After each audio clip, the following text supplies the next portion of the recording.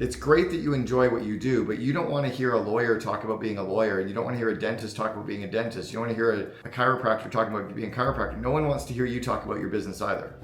What we want to hear about is your life and your activities and your hobbies and your bucket list. And I'm glad that you enjoy what you do, but it's boring for everybody else. So, and I think at the end of the day, if you dropped dead at 45 years old, is that really how you wanted to spend your entire life? Or would you have rather had more time with your 4 little girls, or more time with your spouse, or more time with your friends? And I think John was fairly balanced, but I think a lot of people are not.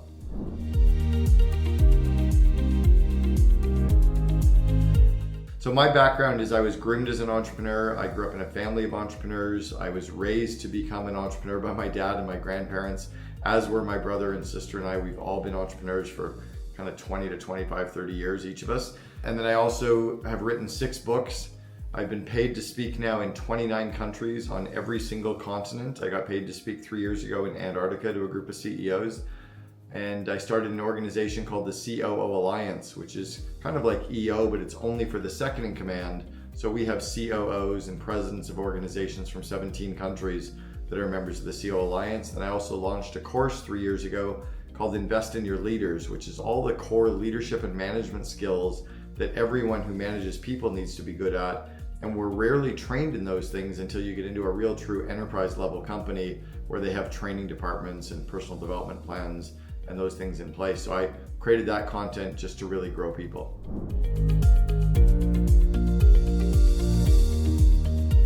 So this was back in the era when being an entrepreneur was not cool, right? So for 10-year-olds and 12-year-olds today, they think being an entrepreneur is cool. Social media talks about being an entrepreneur is cool. The parents think being an entrepreneur is cool.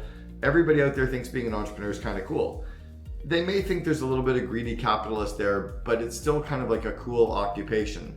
When I was growing up in the early 70s and late 70s, being an entrepreneur, we were vilified, we were greedy, we were capitalists, we were ostracized from family, the schools didn't like us. It was not a cool thing until about 1998 or 99. So 20 years prior, when I was growing up, my father was teaching us to be entrepreneurial, giving us the skills to be entrepreneurial, but not necessarily pushing us to be entrepreneurs. But he definitely did show us that being an entrepreneur was better than being an employee, because you could control your time. You could do whatever you wanted, when you wanted, where you wanted. And that was what he focused on as the benefit of being an entrepreneur, was to have the free time to really have a great life. It was never about the money. And entrepreneurship now tends to be more about the money, which I think is really hurting people. In grooming us to be an entrepreneur, he focused on the skills that we need to be good at. Things like problem solving, leadership, being able to think on our feet, delegation, managing time, managing projects, managing our own confidence, sales skills, kind of the basics. And he would let us do little businesses and not over-involve himself. And I think often now what parents do, let's say that Bobby wants to have a lemonade stand. Well, they help Bobby make a lemonade stand. They help Bobby do the perfect sign. They create flyers for Bobby that they go down and they get them printed and they bring them home. They help make all the Kool-Aid for Bobby. They stand out on the sidewalk and they wave cars to come in. You know what? Mom and dad should go run their own lemonade stand, because Bobby hasn't learned anything. Bobby feels discouraged. He feels like his stuff wasn't going to be good enough. He had his ideas, but he had to use mommy or daddy's. Mommy and daddy need to let Bobby go create a crappy little lemonade stand and a crappy little sign, but give him the confidence, and then have him come back inside going, nobody's buying my lemonade stand. Coach him from in the kitchen, make him go back out to the curb again, try it for another 10 minutes, come back in, coach him, make him go out. But when mommy and daddy are over involved on all these kids' businesses, the kids aren't learning. So those are some of the lessons my dad made, is he let us run our business ventures. He encouraged us to run our business ventures. He coached us on them, but he didn't do any of the work.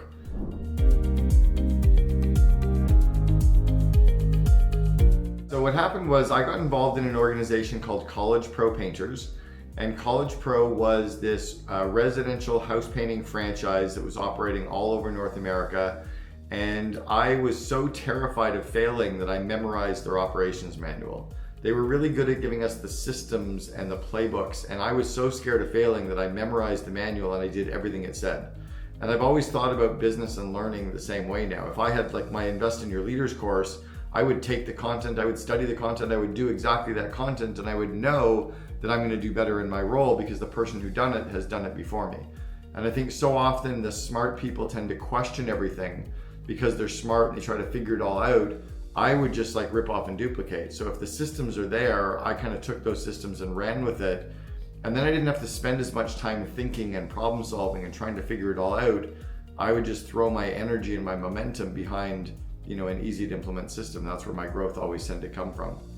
I also really learned a lot about leading and growing people at College Pro Painters because we went through management training programs. Like I had probably 100 hours training on interviewing and hiring of people. I had dozens of hours of training around time management and project management, around communication, handling conflict, delegation, coaching. So we had this really strong executive training program to give us the skills. Very little training on painting houses actually, but a lot of training on how to lead teams and lead people and lead yourself. And I think companies are missing the opportunity right now, and even leaders, to be that self-driven learner. Go and check out the Invest in Your Leaders course, grab a great business book, watch some podcasts or listen to some podcasts, watch some videos, and try to grow your skills and your confidence so that you can show up taking on more responsibility, and then try to bring some of those systems inside of your company. That's how you get promoted too. You get promoted by being that self-driven learner who's trying to grow the organization versus trying to build a silo.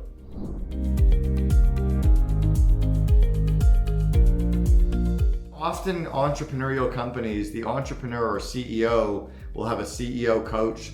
They'll be in a CEO mastermind group. They'll read books. They'll talk to other business leaders. They'll grow their skills and confidence and connections, but they miss the opportunity to grow the skills and confidence and connections of their leadership team. The real replication and growth comes from growing the skills of people.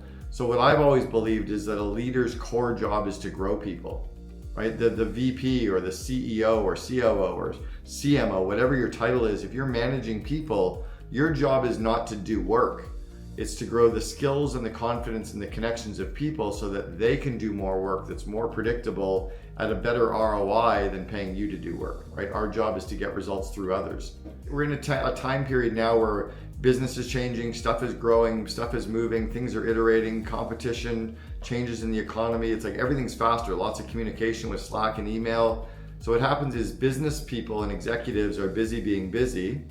They're running as fast and as hard as they can. In many ways, they're like the fly trying to bang their head on the window, and they're going to keep working harder till they get out that window, and they end up dead on the windowsill because they don't stop and look around and go, oh, there's a door right here that's open. I'll just go out the door. And I think that's what happens to many business leaders, many COOs, many CEOs, is they're so busy in the business, working in the business, doing work, instead of stopping and saying, wait, I'm going to delegate this to everybody. Oh, I can't delegate it because they don't have the skills. Good, I'm going to delegate it anyway, and I'm going to spend my time growing their skills and confidence so that, oh, they can do more of that, so that it frees me up to think, to inspect what I expect, to see the bigger picture, right? And that's where the really, really good leaders are the ones that are growing people and have free time to think and be strategic and make connections and see what's happening outside the industry, and then come back in to delegate more and grow people's skills and confidence more.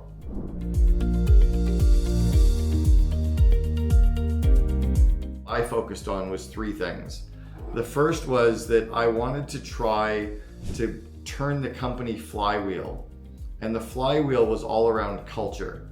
Is I wanted to build something a little bit more than a business, a little bit less than a religion. And if we could get into that zone of a cult, our employees would be happier, they would join us faster, they wouldn't quit their jobs, we'd have lower training costs, higher retention, more word of mouth, more productivity. That flywheel would go, right? And the better the culture was, we could attract better people, we could grow, we could pay people more. Number two is we focused on making sure that we grew the skill sets of people. It was all around, again, growing the skills and confidence of our people. So training them on all the skills in the Invest in Your Leaders course, certifying people in those skills, constantly working to grow their skills and confidence, because we knew that every year the company was doubling in size, which meant the skills of our people had to double every year too. And if we couldn't get ahead of the curve, we were constantly going to be firing them, having to replace them, having to train them, which would hurt our culture, hurt our productivity. So we got ahead of the curve by growing the skills and always growing the skills of the people, which meant we needed to think about what skills are needed a year out and 2 years out so we could backfill that and reverse engineer that skill development. And then number three was we realized that we had no money for marketing. So we leveraged getting free publicity, getting on radio shows, TV shows, magazine articles, newspaper articles. We were on Oprah.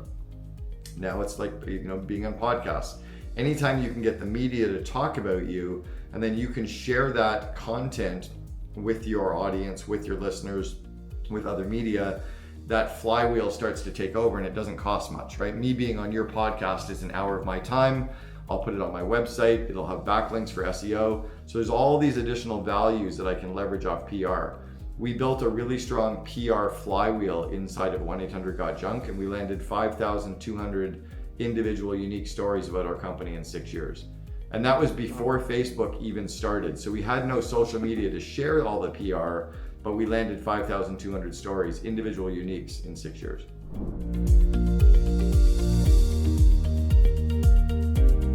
So the first was just understanding how leaders actually grow, right? So how do adults actually grow?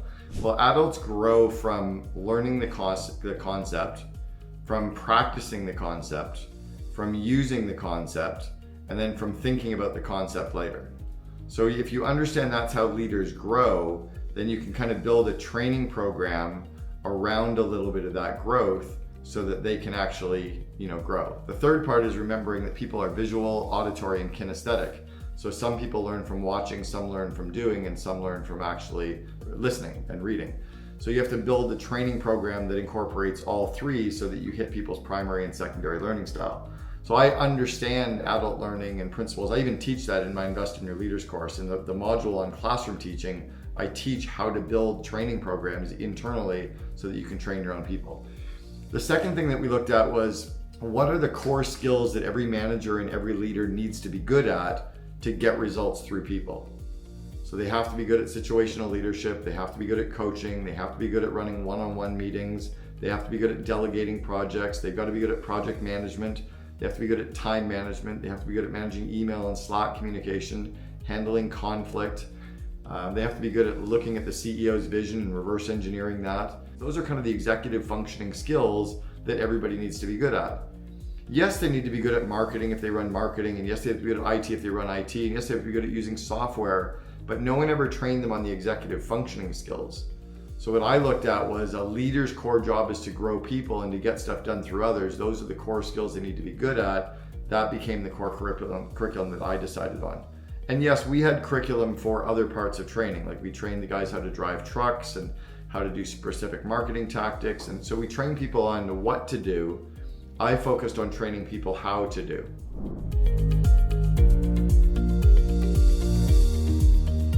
I noticed years ago that there were a lot of groups for entrepreneurs out there. You've got the Entrepreneurs Organization, or EO, you have YPO, which is Young Presidents Organization, we have Vistage, we've got the Genius Network and Baby Bathwater and War Room and GoBundance and all these amazing groups for entrepreneurs. And then there's events for marketers and lawyers and engineers and dentists and doctors and neurologists. There's all kinds of industry events for everybody. There was nothing for that second in command. So what happened is COOs kept going to the next closest thing. We kept going to events for entrepreneurs, but we didn't fit in. And it's kind of like a guy showing up at a baby shower. It's cute, but we don't really belong. It's supposed to be the women with the kid. That's just the DNA that's supposed to be at the baby shower.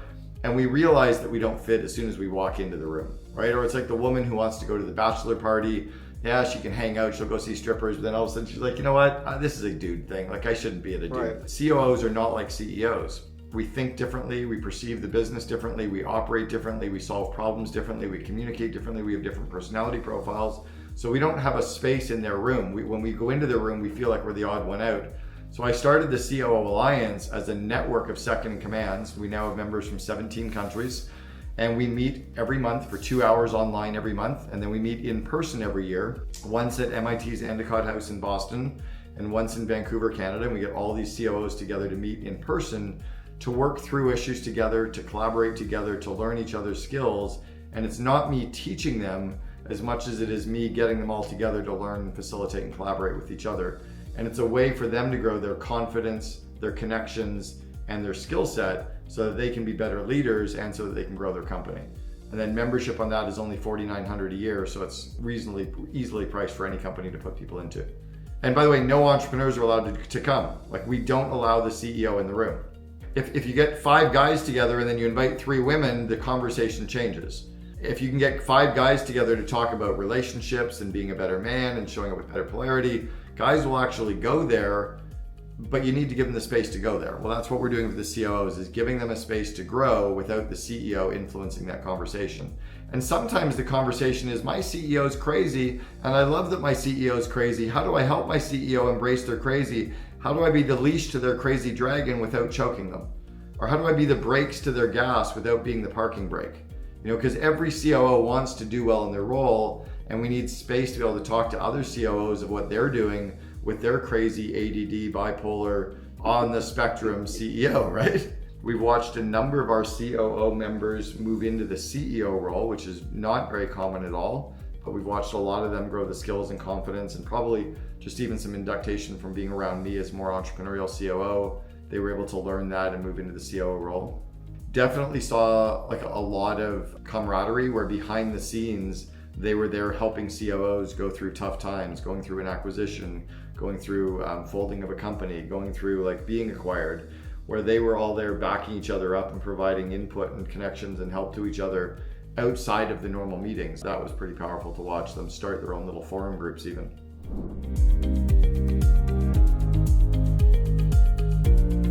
My wife and I are both kind of tired of being just around the North American audience and North American mindsets, and we wanted to explore the rest of the other 191 countries, right? There's only between the US and Canada, we got 2 of the 193. We want to check out the other 191 and get to know the people and the way that they think and the way that they act and the way that they live and what do they do for fun and how do they approach politics and how do they approach everything, relationships and friendships and hobbies and sexuality and psychedelics. And so we're just plugging ourselves into all of these different groups all over the world to get a more global experience in our life. I'm lucky to have a very global network of friends now, but that's something we're looking at doing, is how do we expand our really close friendships with really cool people doing real cool stuff, but maybe they're based in Greece, or maybe they're from Italy, or maybe they're from London or from South Africa. So we're trying to just plug ourselves into the global audience and the global narrative and chase down our bucket list items. And then yes, at the same time, build the COO Alliance to continue to be a global organization for second in commands from all these different countries.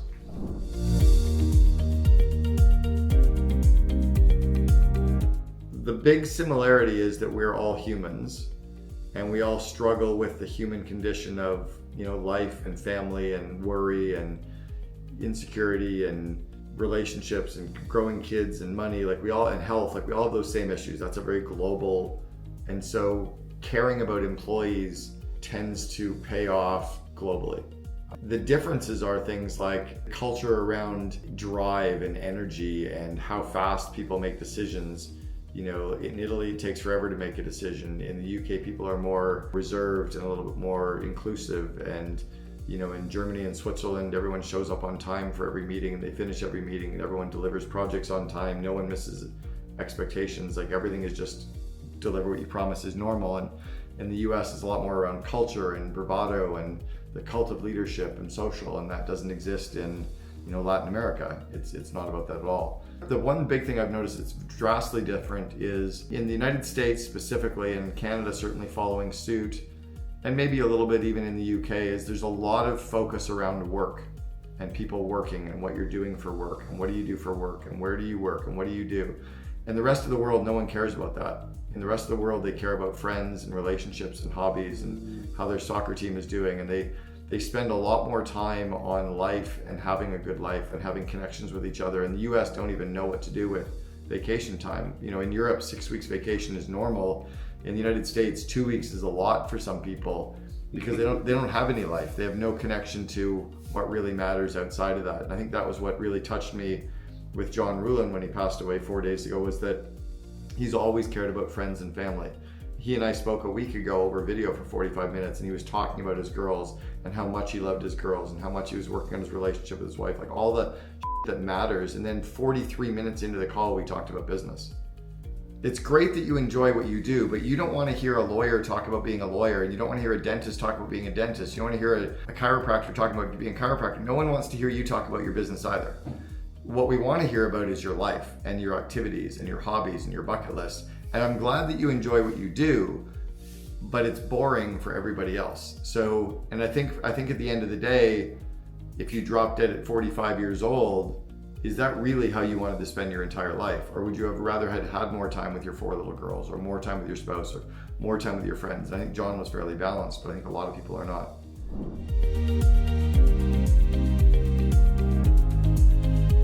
Definitely take a look at investinyourleaders.com. That's my leadership course. So it's investinyourleaders.com. All of my resources on coaching, group coaching, speaking, everything is on the Cameron Herold website. So it's Cameron, Herold.com. And then all of my books are available on Amazon, Audible, and iTunes. And then check out the Second in Command podcast, anywhere you listen to podcasts too. We've just had our 400th episode went live.